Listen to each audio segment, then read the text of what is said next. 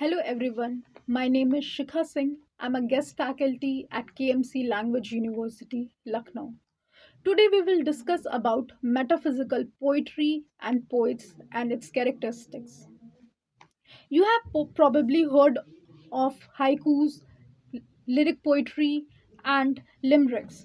All these types of poetry have specific qualities that allow us to group them together.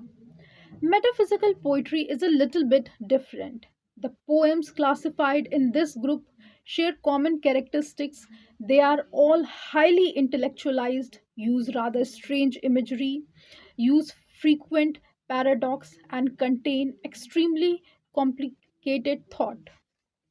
Literary critic and poet Samuel Johnson first coined the term metaphysical poetry in his book Lives of the Most Eminent English Poets.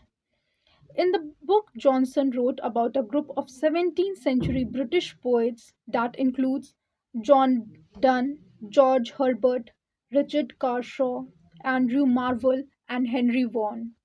He noted how the poets shared many common characteristics, especially ones of wit and style.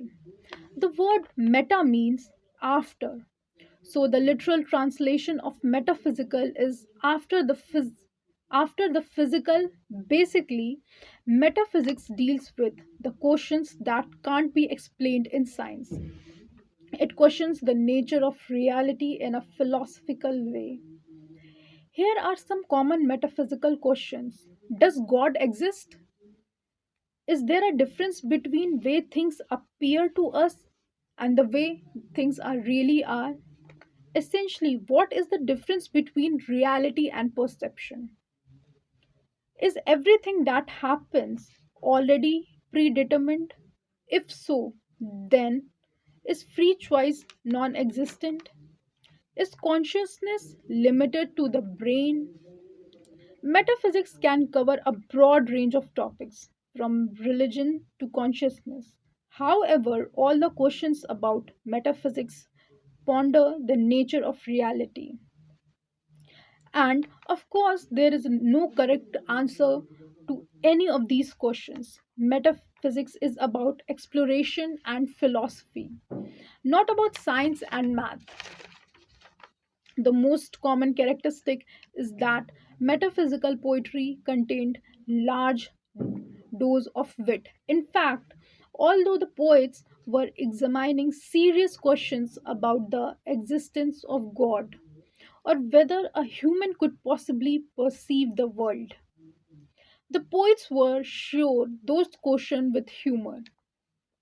Metaphysical poetry often mixed ordinary speech with paradoxes and puns. The results were strange, comparing unlikely things such as lovers to a compass or soul to a drop of dew. These weird comparisons are called conceits. Metaphysical poetry also explored a few common themes. They all had a religious sentiment. Metaphysical poetry is not intended to be read in a passive way. Its use of paradox, imagery, conceit, and wit is meant to awaken the reader. Metaphysical poetry asks the philosophical questions about religion, faith, spirituality, and being. During the course of the 1920s, T.S. Eliot did much to establish the importance of the metaphysical school, both through his critical writing and by applying their method in his own work. By 1961, A. Alvarez was commenting that it may perhaps be a little late in the day to be writing about the metaphysicals. The great vogue for done passed with the passing of the Anglo American experimental movement in modern poetry. Thank you.